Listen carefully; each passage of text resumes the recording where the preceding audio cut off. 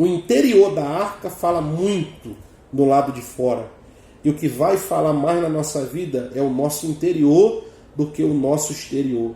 Deus está mais preocupado com aquilo que eu estou pensando, com a forma que eu estou sentindo, da maneira que eu estou me comportando internamente, das minhas paixões, das minhas volições, do meu discernir, daquilo que eu almejo, daquilo que eu quero, do desejo, do que as coisas que estão do lado de fora. Às vezes nós estamos preocupados mais com o corpo, cuidamos mais do corpo, cuidamos da aparência, mas não cuidamos da nossa alma, não cuidamos do espírito, não cuidamos da nossa vida emocional direito, da vida sentimental direito e da vida espiritual principalmente. Às vezes nós estamos externando muita coisa, mas internamente nós estamos mal. Estamos mal. Só que a arca está bem, porque a arca ela tem os 3 fundamentos que Deus colocou ali. Tem o maná, tem o pão, e o pão representa Cristo, a lei representa Cristo, e a vara representa Cristo. Está do lado de dentro. Nós temos que ter dentro de nós os fundamentos da palavra que representa Cristo, para poder externar de forma equilibrada aquilo que Deus quer. Mas veja se vai funcionar. Eles vão trazer, olha, e eles querem que essa arca venha e permaneça no meio deles. Sabe o que está acontecendo aqui? E o que eu gostaria de falar para nós? Isso é para nós. Sabe o que está faltando no nosso meio? É a presença de Deus. Não é o caixote. O que está faltando no nosso meio, nos dias deles, o que estava faltando era a arca da aliança. Nos nossos dias, o que está faltando é a presença de Deus. A arca representava a presença de Deus. Só que a arca sem Deus, ela não é nada. A arca sem Deus não é nada. Ela é revestida de ouro, ela tem o maná, ela tem a lei, ela tem a vara. Mas sem Deus, a arca não é nada. Então não adianta a gente carregar alguma coisa e se dentro de nós estamos vazios, nós estamos sem nada. O que adianta? Veja que o texto está mostrando. O que está faltando é o interno, o que está faltando é o nosso interior. Olha que o texto vai afirmar. Olha, eles queriam que a arca estivesse no meio deles. É o verso 3, a parte final. Tragamos de Siló a arca. Eles sabem onde a arca está. E eles querem que a arca venha até eles. Terceiro, eles querem a arca no meio deles. Em quarto lugar, essa é a arca do concerto do Senhor. E venha no meio de nós, veja, e venha no meio de nós, para que nos livre da mão de nossos inimigos. Em quinto lugar, eles querem o livramento. Eles querem que Deus os livre. Agora veja o verso 4. Enviou, pois, o povo a Siló, e trouxeram de lá a arca do concerto do Senhor dos exércitos, que habita entre os querubins. E os 2 filhos de Eli, Ofni e Finéias, estavam ali com a arca do concerto de Deus. Trouxeram. E os sacerdotes estão com a arca. Olha o verso 5. E sucedeu que, vinda a arca do concerto do Senhor ao arraial, todo Israel jubilou com um grande júbilo, até que a terra estremeceu. Olha que coisa, irmão. Todo Israel jubilou com um grande júbilo, até que toda a terra estremeceu. Você vê a terra estremecer com o terremoto. Mas você vê que eles estavam tão animosos. Eles estavam com o seu espírito agora que estava abatido. De repente, a angústia saiu e se levantaram. A esperança chegou. Veja, o olhar agora de Israel é de esperança. O sentimento é de esperança. A sensação é boa.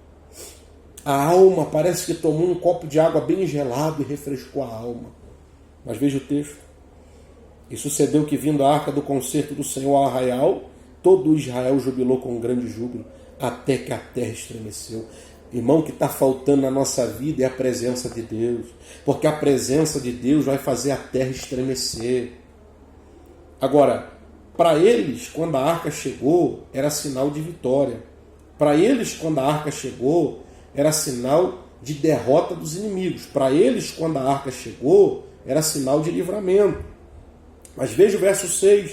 E os filisteus, ouvindo a voz do júbilo, disseram: que voz de tão grande júbilo é esta no arraial dos hebreus? Eles queriam saber o que estava acontecendo. Acabaram de morrer 4.000. Acabamos de derrubar 4.000. Acabamos de ferir 4.000.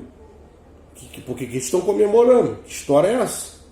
Estão comemorando o quê? Estão jubilosos por quê? Mas veja, que voz tão grande de júbilo é esta no arraial dos hebreus? Então souberam que a arca do Senhor era vinda ao arraial. Eles descobriram que a arca do Senhor era vinda no arraial. Sabe o que nossos inimigos têm que entender? Os inimigos têm que ver, eles têm que ouvir e têm que sentir que a presença de Deus chegou no nosso meio. O que está faltando, irmão, os nossos inimigos entender, o que está faltando não é a gente bater boca. O que está faltando não é bater cabo de guerra. O que está faltando não é a gente ficar aí se degradando por causa de lei, por causa de alguma situação e outras mais que está acontecendo debaixo do pano. Sabe o que o inimigo tem que saber? É que a presença de Deus está conosco. Quando ele souber que a presença de Deus está com a gente, aí o negócio muda, é outra conversa. Mas enquanto eles veem que a presença de Deus não está, eles estão se aproveitando, estão se levantando. Até aí tem guerra, até aí tem peleja, até aí tem desafio. Mas na hora que eles souberem que a presença de Deus desceu, eles vão entender que o negócio é diferente. Então veja, e os filisteus ouvindo a voz, perguntaram. Agora olha o verso 7. Pelo que os filisteus se atemorizaram. Olha, irmão, sabe o que está faltando? É a presença de Deus descer. Porque se a presença de Deus descer, vai haver temor na terra. Vai haver temor na terra. O que está faltando na nossa vida é temor. O que está faltando na terra é temor. O que os nossos inimigos têm que saber é que Deus está na terra, através da nossa vida, através da igreja, através de cada um de nós. Eu vou encerrar. Olha o que está escrito aqui. Ó. Pelo que os filisteus se atemorizaram, porque diziam: Deus veio ao arraial. Oh, aleluia! Oh, irmão, sabe o que tem que acontecer? É o inimigo falar e bradar: Deus veio ao arraial. O que tem que acontecer? Os nossos inimigos, irmão, eles aparecer em público dizendo: não dá para lutar com eles. E alguém vai perguntar por quê? Porque o Deus deles está no meio deles. Como é que vamos lutar? Olha o que os filisteus vão fazer. A segunda coisa, além deles ficarem atemorizados, diziam mais: ai de nós, que tal nunca sucedeu antes. Olha, o que o mundo tem que saber é algo inusitado. É algo que os olhos não viram. É algo que não subiu ao coração do homem. Que a boca não proferiu. Que o corpo não sentiu. Que a matéria não sentiu. O que eles estão precisando é ver algo diferente. Você recebe essa palavra aí da parte de Deus na sua vida? Você recebe essa palavra profética? Uma palavra revelada? Você recebe essa palavra na tua vida nessa noite? Eu vou parar aqui. Depois eu vou seguir o estudo. Veja, eu vou falar a última coisa. Olha, pelo que os filisteus se atemorizaram. A primeira coisa. A segunda, porque diziam: Deus veio ao arraial. Terceiro, e diziam mais: ai de nós, que tal nunca sucedeu antes. Verso 8. Ai de nós, quem nos livrará da mão destes grandiosos deuses? Oh, aleluia! O que o povo tem que saber é que o nosso Deus é grande. E tem gente aí que não acredita. Tem gente que não acredita. Veja que o texto está dizendo, e é interessante que eles afirmam no plural deuses. Por que será que eles disseram deuses? Ai de nós, ai de nós. Eles não estão se referindo a Israel. Veja, ai de nós, quem nos livrará da mão destes grandiosos deuses? Estes são os deuses que feriram os egípcios com todas as pragas junto ao deserto.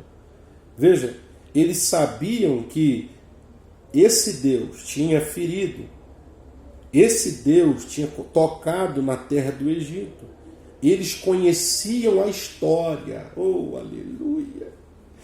O inimigo e o mundo conhecem a história, irmão. Por mais que eles querem mentir falando que Deus não existe, eles conhecem a história. Vale um glória a Deus aí. Por mais que eles não querem expurgar, não querem enfatizar, eles sabem que a história não mente, que Deus é Deus. Agora olha o que eles vão dizer, verso 9: esforçai-vos e sede homens, ó filisteus, para que porventura não venhais a servir aos hebreus. O medo, irmão, sabe qual é o maior medo da sociedade? É servir os evangélicos. Sabe qual que é o maior medo da sociedade? É servir os cristãos. Esse é o maior medo da sociedade. Saber que a sociedade agora vai estar baseada naquilo que o Pai, o Filho e o Espírito Santo vai determinar para o seu povo. O maior medo da sociedade é que a igreja, o organismo vivo de Deus, tem capacidade de tomar toda essa terra. É o maior medo deles. Olha o que o texto afirma. Esforçai-vos. E eles estão se esforçando. E sede homens, ó filisteus, para que porventura não venhais a servir aos hebreus como eles serviram a vós. O medo deles é que Deus muda a história. O medo deles é que Deus faça com que aquele que é escravo seja livre, com que aquele que é o serviçal seja o Senhor, seja o patrão. É o maior medo. Olha o que ele está dizendo. Como eles serviram a vós, sede pois homens e pelejai. Eles querem guerra, porque o medo deles é que Deus muda a história. Eles querem guerra. Veja, verso 10. Então pelejaram os filisteus e Israel foi ferido. E fugiram, cada um para a sua tenda. E foi tão grande o estrago que caíram de Israel 30.000 homens de pé. Você viu que o estrago foi grande. A derrota de Israel foi muito volumosa. Foi terrível a queda. Por quê? Porque Israel foi para a guerra baseando-se na arca, sendo que eles precisavam fazer um concerto com Deus para ir para a guerra. Irmão, não permita que você vá para a guerra sem antes fazer um concerto com Deus. Que possamos fazer hoje um concerto com Deus. Que possamos hoje estender a nossa visão para o chão e descer na humilhação, para que a nossa oração seja ouvida no céu e respondida na terra. O que Israel precisava era sair dali de cabeça erguida. Mas você vê que os inimigos querem nos ferir. Não venhamos, não convenhamos, não deixemos, não vamos permitir que os nossos inimigos venham nos afrontar e nos derrubar de frente à batalha. Nós não estamos em guerra contra a carne nem contra o sangue. Nossos inimigos são espirituais. Então aqui eu quero deixar essa palavra para você. Porque Satanás, ele quer fazer o quê? Ele quer nos ferir. Em segundo lugar, ele quer fazer a gente fugir. Em terceiro lugar, ele quer fazer o quê? E foi tão grande o estrago, ele quer fazer um estrago grande. Em quarto lugar, ele quer ver a gente caído em um número bem expressivo. Deus te abençoe, te guarde, te proteja, te livre de todo mal. Deus te oriente, que Deus tenha misericórdia de nós e perdoe os nossos pecados. Cheguemos com coragem diante do trono do Todo-Poderoso, que Ele vai nos perdoar e vai sarar nossa terra. Ore pelo Brasil. A minha oração é: Senhor, perdoa os pecados da nação brasileira. Deus te abençoe. Vou fazer apenas uma breve oração. Senhor, nosso Deus e nosso Pai, nós suplicamos o Teu perdão e pedimos que o Senhor venha usar de misericórdia. Perdoe os pecados do Brasil, perdoe os pecados da nossa nação.